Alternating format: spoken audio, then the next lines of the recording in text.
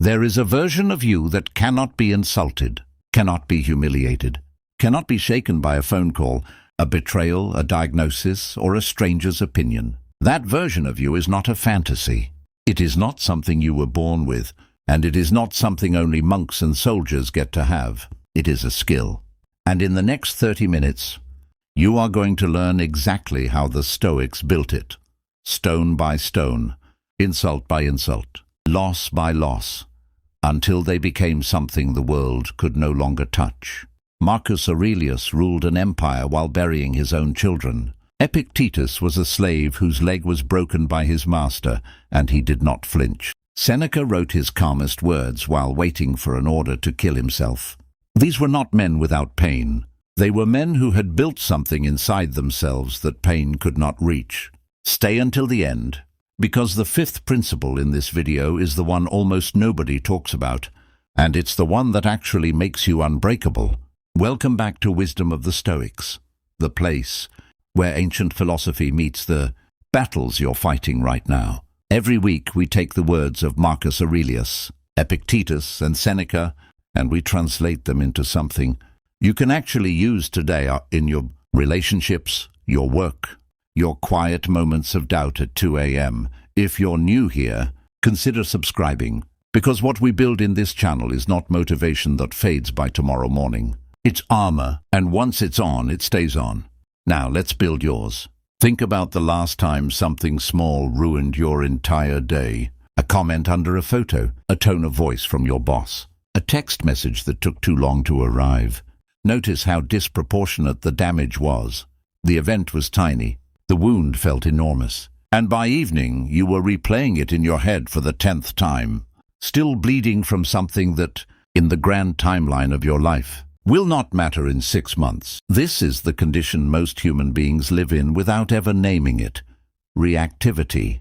Every external event walks directly into the house of your mind, sits down and starts rearranging the furniture. A stranger's rudeness decides your mood. A colleague's success decides your worth. The weather decides your motivation. You are, in a very real sense, not driving your own life. You are being driven by whatever happens to bump into you that day. The Stoics looked at this condition over 2,000 years ago and said, something radical, this is optional. Not the events. The events will keep coming, unpredictable and often unfair. What is optional is whether they get to reach the core of who you are. Epictetus, born into slavery, framed it with brutal clarity. Men are disturbed not by things, but by the opinions they hold about them. Marcus Aurelius, ruling the most powerful empire on earth, still had to remind himself every single morning that people would be ungrateful, arrogant, deceitful, and that none of it had the power to harm his mind unless he handed that power over willingly. This video is not about becoming numb. It's not about suppressing your feelings or pretending pain doesn't exist. That's not strength. That's just a different kind of fragility wearing a mask.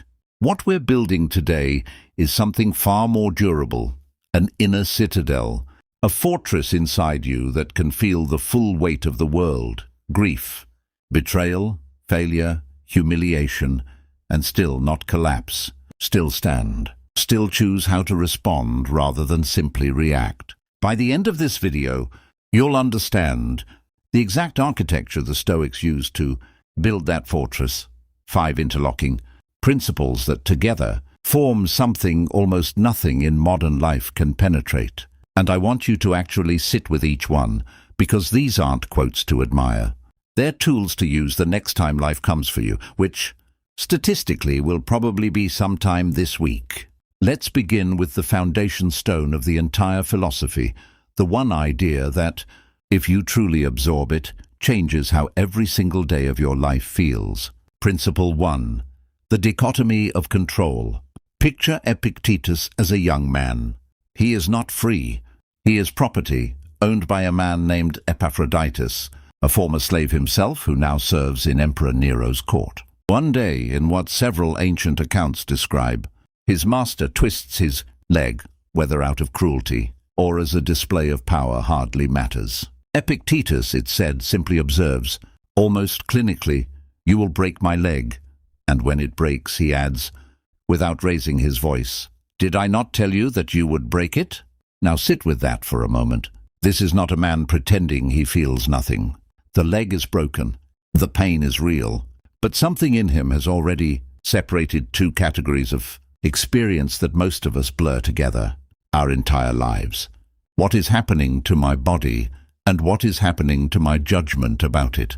The leg belongs to the world, bones, force, cruelty, circumstance, but the verdict on the event, whether it destroys him, whether it defines him, whether it becomes a wound in his character rather than just his leg, that verdict belongs entirely to him. This is the dichotomy of control, and it is, without exaggeration, the cornerstone on which the entire edifice of Stoic strength is built. Epictetus opens his most famous work, the Enchiridion, with this exact distinction: some things are up to us, and some things are not. Up to us, our judgments, our desires, our aversions, our will, essentially the inner movements of the mind.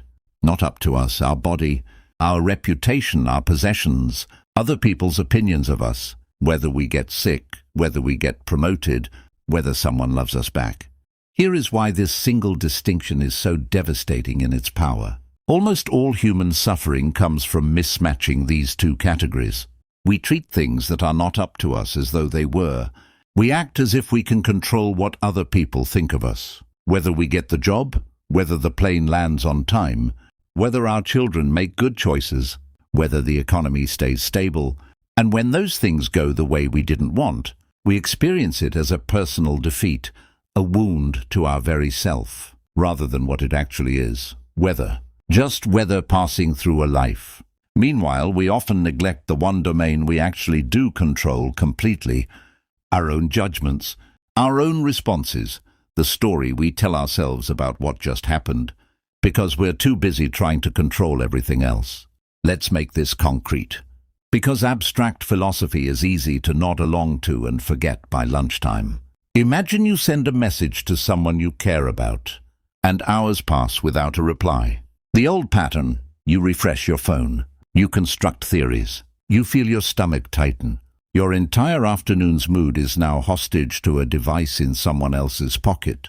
Now apply the dichotomy of control. Whether they reply, when they reply, what they were doing instead, none of that is up to you. It never was.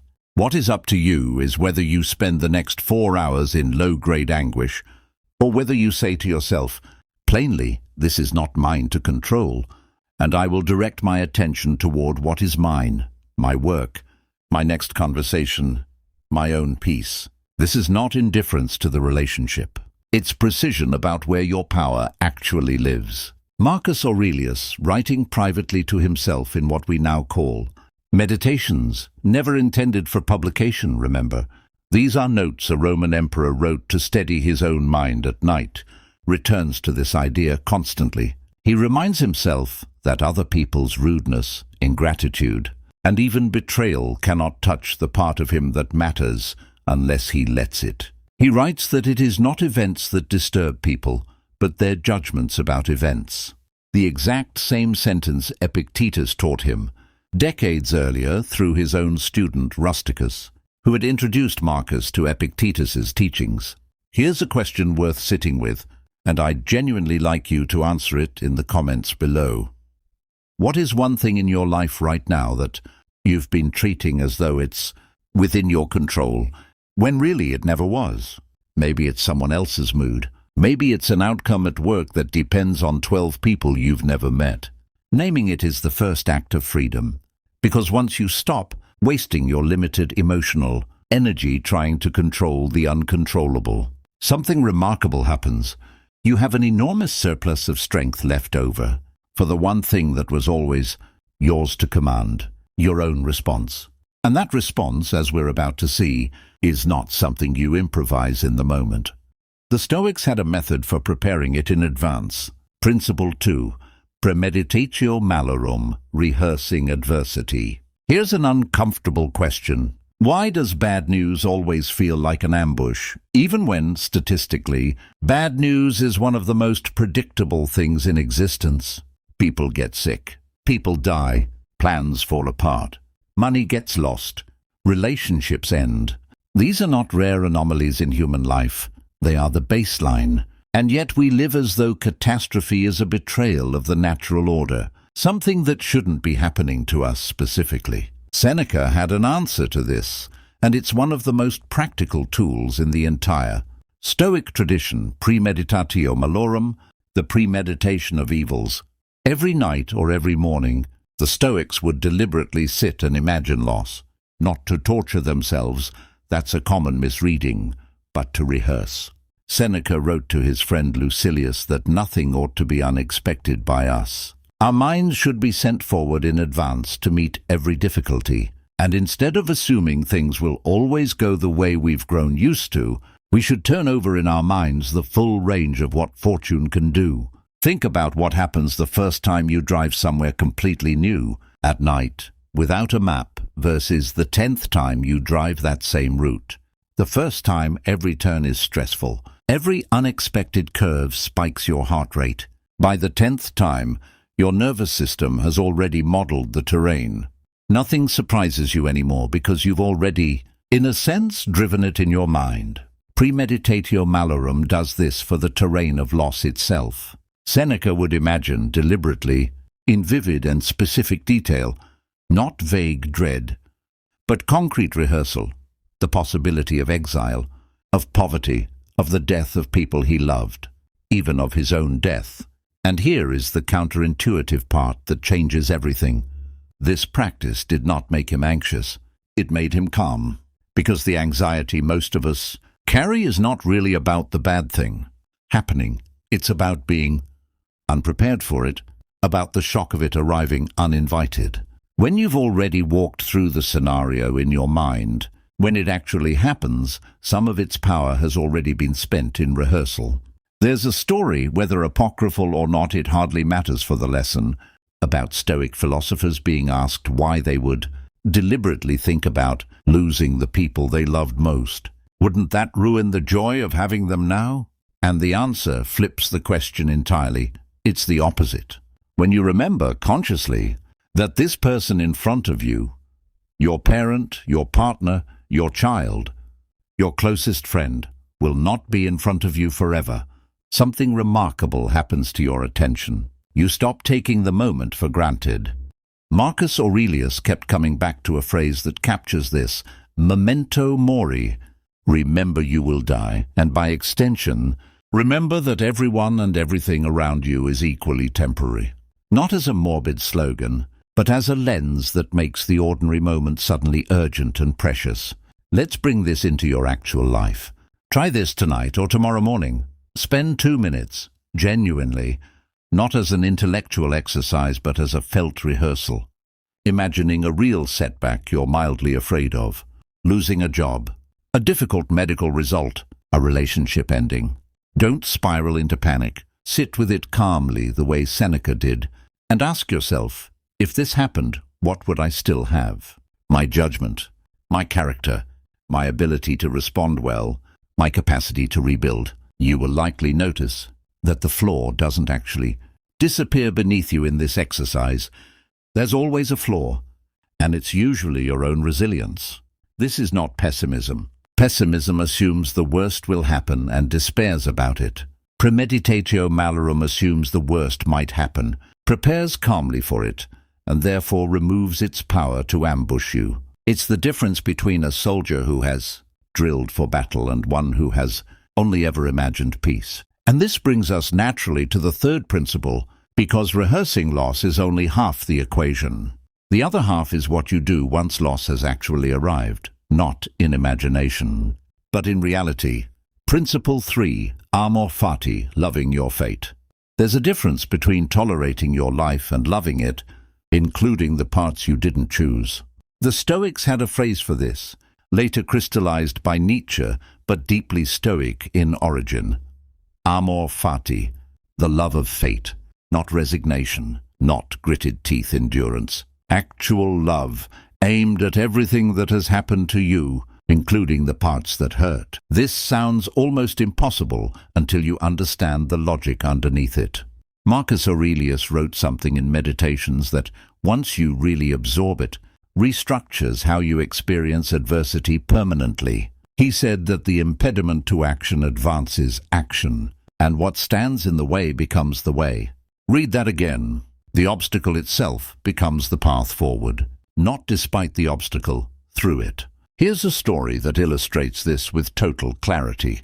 Marcus Aurelius did not inherit a peaceful, prosperous reign. He spent the majority of his rule fighting brutal wars on the frontier, dealing with a devastating plague that killed millions across the empire, managing a flood in Rome and surviving an attempted coup by one of his own generals. He wrote most of Meditations, the private notebook. We still read 2,000 years later, in a military tent, on campaign, exhausted, often ill himself, having buried multiple children in infancy, a grief almost impossible to fully imagine today. And yet the tone of that book is not bitterness. It is a man actively working to meet every single one of these disasters, not with the question, "Why is this happening to me?" but with the question, "What does this moment require of me? And how can I meet it well?" That shift from why me to what now is the entire mechanism of amor fati. When something goes wrong, our first instinct is to treat it as an injustice, a violation of how things were supposed to go. But the Stoics point out something almost mathematically obvious once you see it. The event has already happened. Arguing with the past is like arguing with gravity.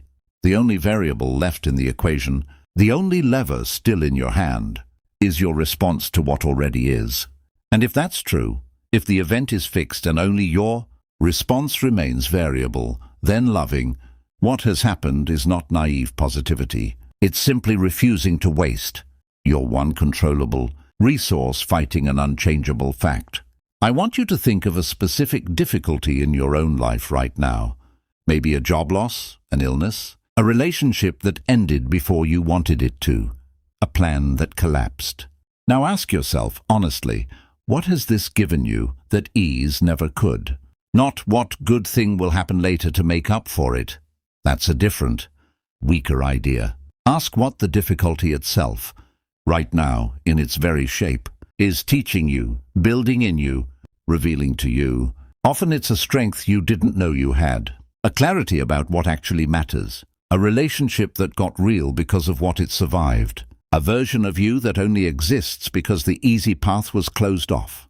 This doesn't mean you should stop trying to change your circumstances where change is genuinely possible. The Stoics were not passive people. Marcus Aurelius fought wars, Seneca advised an empire, Epictetus built a school. Amor fati isn't an excuse for inaction. It's the emotional foundation that lets you act with clear eyes instead of resentment, because resentment clouds judgment. And clear judgment is the one thing the Stoics valued above almost everything else. If this idea is landing for you, if you're starting to feel the shape of a different way to carry your own history, I'd genuinely love to know in the comments, what's one hardship in your life you're only now starting to see as something that built you rather than something that simply happened to you? Read a few of the answers below after this video. It's remarkable how much strength there is in that comment section already, if you take the time to actually read it. Now, loving your fate and controlling your judgments are internal disciplines, things that happen entirely inside your own mind. But strength has to be tested somewhere, and it's tested most severely in the place most of us are weakest, in front of other people. That's where we go next. Principle 4, the indifference to external opinion. Here's a scenario almost everyone watching this has lived through. You said something in a meeting, or at a family dinner, or in a group chat, and afterward you couldn't stop replaying it. Did that come out wrong? Did they think I was arrogant or stupid or trying too hard? You lie awake constructing entire narratives about what strangers or acquaintances. Now think of you, people who, if we're honest, probably forgot the interaction within the hour. The Stoics diagnosed this exact pattern with startling precision, and their prescription is one of the hardest but most liberating ideas in the entire philosophy. The opinions other people hold about you are not up to you, and therefore they are not your business to manage. Epictetus is blunt about this. He points out that if someone speaks badly of you, examine whether what they said is true. If it is true, correct yourself. That's useful information, not an insult. If it isn't true, then they are simply mistaken, and their mistake is theirs to carry, not yours. Either way, there is no version of the situation where the correct response is anguish. Anguish is not on the menu of rational options. It's simply the habitual, unexamined reaction most people default to because they've never separated what is true about me from what someone else believes about me. Let's go deeper into why this matters so much. Because on the surface it can sound like a recipe for not caring what anyone thinks, which isn't quite right either. The Stoics weren't advocating for social carelessness or cruelty toward others' feelings.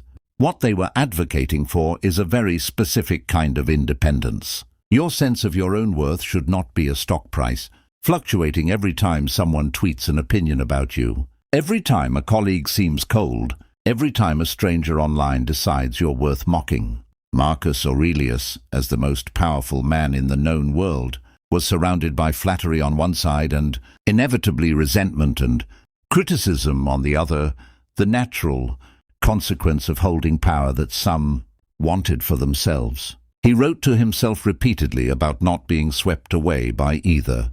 He reminded himself that if someone insults him, the actual harm they've done is limited entirely to their own character. They have made themselves into someone who insults people. Meanwhile, his own character remains entirely intact, untouched, unless he chooses to become someone who is destabilized by insults. The insult is a fact about them. His response is a fact about him, and he refused again and again in these private notes to let the first fact contaminate the second. Here's a practical way to feel this in your own life. Think of the last time someone was rude to you, a curt email, a dismissive comment, someone cutting you off in traffic and gesturing angrily. Notice how quickly your mind assigned meaning to it. They think I'm incompetent. They don't respect me, they're a bad person. But consider an alternate frame. One Marcus returned to constantly. Perhaps they're in pain themselves, unaware of what they're doing what seems right to them given their own confusion. This isn't about excusing bad behavior. It's about recognizing that their behavior is data about their internal state, not a verdict on your worth. You are allowed to set a boundary. You are allowed to walk away, but you are not required to let it become a wound in your own sense of self. There's a particularly powerful exercise the Stoics used here, and I want to give it to you directly. The next time you feel the sting of someone's judgment, ask yourself one question. Whose business is this? If someone thinks less of you, that opinion lives entirely inside their own mind. It is quite literally their business, their possession, not yours. You cannot go inside their head and rearrange it, and trying to is like trying to hold water in your fist. The only thing that is actually yours, the only thing you can, and should tend to, is whether you acted with integrity, whether you told the truth, whether you were the kind of person you actually want to be. That's your business. Everything else belongs to someone else. This single reframe, practiced consistently, quietly dismantles an enormous amount of unnecessary suffering. Social anxiety, the fear of embarrassment, the compulsive need for approval. These all draw their power from confusing other people's opinions with your own worth. Once you separate them cleanly, the anxiety doesn't necessarily vanish overnight, but it loses its grip. It becomes background noise instead of the main event. I want to pause here and ask you directly, because this is one of those ideas that only becomes real through use, not just through hearing it. Think of one relationship or situation in your life right now where you are giving someone else's opinion far more power over your peace than it deserves. You don't have to name them in the comments if it's personal. Just naming the pattern to yourself right now, quietly, is enough to start loosening its grip. Now we arrive at the principle I promised you at the very beginning of this video. The one almost nobody talks about, the one that ties everything else together and turns it from a set of ideas into an actual, lived, daily strength. Principle 5. The discipline of assent. the space between stimulus and response. Here is the principle that makes all the others actually usable in real time, in the heat of the moment, not just in calm reflection afterward. The Stoics believed that between any event and your reaction to it, there exists a space, often unbelievably small, sometimes a fraction of a second, but real nonetheless. In that space, an impression arrives, something happens, and your mind immediately generates a judgment about it. This is terrible. This person is my enemy. I am being disrespected. The Stoics called the raw event the impression, and they called your agreement with the story your mind attaches to it your assent. Here is the entire secret. The event is not up to you, but your assent. Your agreement to the story your mind is telling about the event is entirely, completely up to you, and it is in that tiny gap, that space between impression and assent, that all Stoic strength actually lives. Every principle we've discussed today, the dichotomy of control, premeditation of adversity, amor fati, indifference to opinion, all of it collapses down into this one practical skill, learning to pause in that gap. Examine the impression before you agree to it, and choose your response rather than simply obeying your first reaction. Let's make this vivid with an example almost everyone has lived through. Someone cuts you off aggressively in traffic. Within a fraction of a second, an impression arrives. Danger, disrespect, rage, and for most people, assent happens instantly and unconsciously. They've already agreed with the story. That person is an idiot who almost got me killed and deserves my fury, before they've even had a chance to examine whether that story is useful, true, or even fully accurate. The horn is already blaring. The heart rate is already spiked. 10 minutes later, they're still fuming. And the actual driver who caused it is 3 miles away, completely unaffected, having already forgotten the interaction entirely. Now imagine the trained Stoic response. The same impression arrives, the same jolt of adrenaline, because they're human, not a robot. The Stoics never claimed to eliminate the initial physiological jolt, what they called the first movements of emotion, which even the wisest person still experiences. But in the space immediately after that first jolt, before full assent, the trained mind interjects a question. Is this actually an emergency, or just an inconvenience? Is my fury going to improve this situation in any way, or is it just going to cost me my own peace for the next 20 minutes while changing nothing about what already happened? And often, simply asking the question is enough to interrupt the automatic chain reaction. The event stays exactly the same size it always was. A rude driver, a small, forgettable moment, instead of ballooning into a defining feature of your entire afternoon. This is why the discipline of assent is in many ways the most practical of all 5 principles, because it operates in real time, in the actual friction of daily life, not just in quiet, reflective moments when things are already calm. It's one thing to understand the dichotomy of control while journaling peacefully in the morning. It's another thing entirely to remember it in the 3 seconds after your phone buzzes with bad news, or the half second after someone insults you at a dinner table in front of people you care about. The good news is that this space between impression and assent, like any muscle, strengthens with deliberate use. The very first few times you try this, pausing, questioning the impression, choosing your response, it will feel slow, effortful, almost artificial. That's normal. That's what building any new capability feels like. But something remarkable happens with repetition. The gap widens. What used to feel like an instantaneous, automatic reaction starts to feel increasingly like a genuine choice point. And the more you exercise that choice point, the more of your life actually becomes yours, governed by your own considered judgment rather than by the reflexive first impression of an untrained mind. This is ultimately what becoming so strong that nothing affects you actually means. It was never about becoming a stone incapable of feeling. It's about becoming a person whose feelings no longer make decisions on their behalf without permission. The insult still registers, the loss still hurts, the bad news still lands. But in the space immediately after, there is now a person home, awake, aware, and in charge, deciding what happens next, rather than an unconscious reflex running the entire show, bringing it together, a day in the inner citadel. Let's walk through what an actual day looks like when all 5 of these principles are working together, because ideas only matter if you can picture yourself living them. You wake up. Before checking your phone, you spend 2 minutes doing something close to premeditatio malorum, not dread, just honest acknowledgement that today may bring difficulty, and that you're prepared to meet whatever it brings with steadiness rather than being ambushed by it. You go about your morning. Someone sends a curt message that could easily be read as an insult. The old you would have spent the next hour constructing theories about what it means about your worth. Instead, you apply the dichotomy of control. Their tone is not up to you. Your response is. You pause in the gap between impression and assent, and you choose not to agree with the catastrophic story your mind offered you in that first half-second. Later, a plan falls through. Something you were counting on collapses entirely outside your control.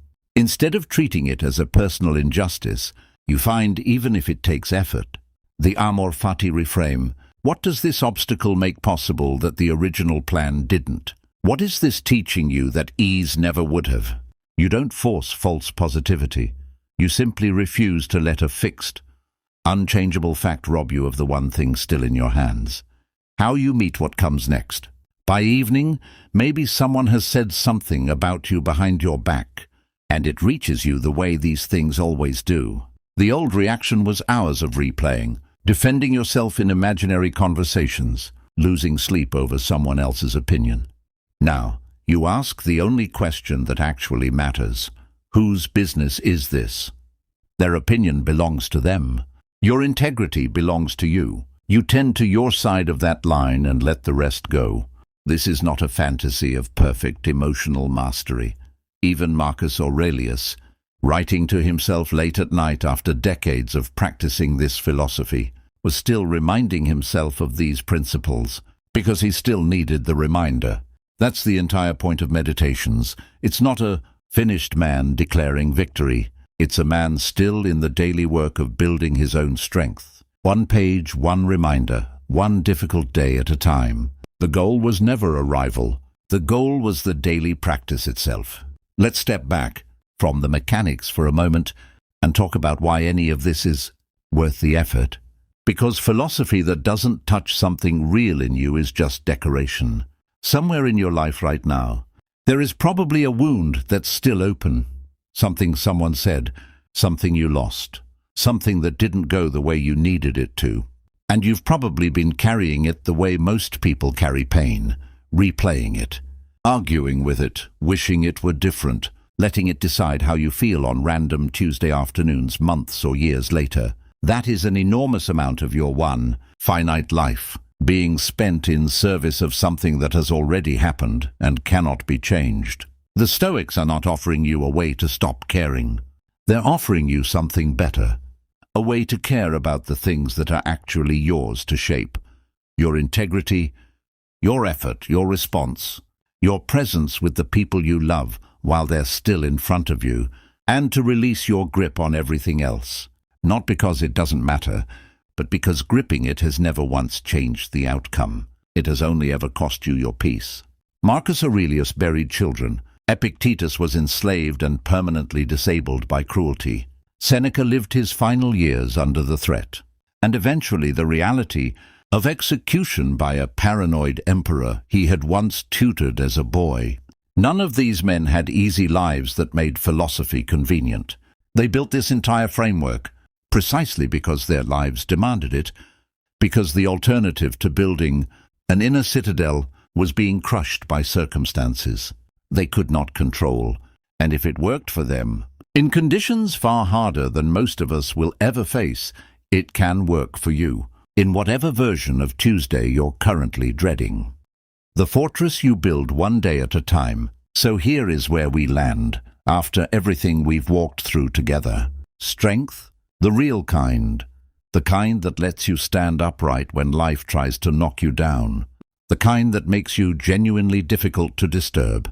Was never about having an easier life than everyone else. It was never about avoiding pain, avoiding loss, avoiding criticism. It was about building, deliberately and patiently, an inner citadel that those things could not breach. You now have the 5 stones of that fortress, the dichotomy of control, which tells you exactly where your power actually lives, so you stop bleeding energy into things that were never yours to command. Premeditatio malorum, which lets you rehearse adversity calmly, so it can never ambush you. Amor fati, which turns every obstacle into material for your own growth instead of an injustice to resent. Indifference to external opinion, which frees you from being a stock price that rises and falls on strangers. Judgments. And the discipline of assent, the quiet space between what happens to you and what you decide it means. The space where every other principle actually gets used, in real time, in the middle of an ordinary difficult day. None of this happens overnight. Marcus Aurelius was still practicing these exact ideas as an old man, decades after he first learned them, still writing reminders to himself in a military tent. Because even a lifetime of practice doesn't make you immune. It just makes you faster at recovering, steadier under pressure, less at the mercy of the next thing that goes wrong. That's the honest promise here. Not invulnerability, recoverability.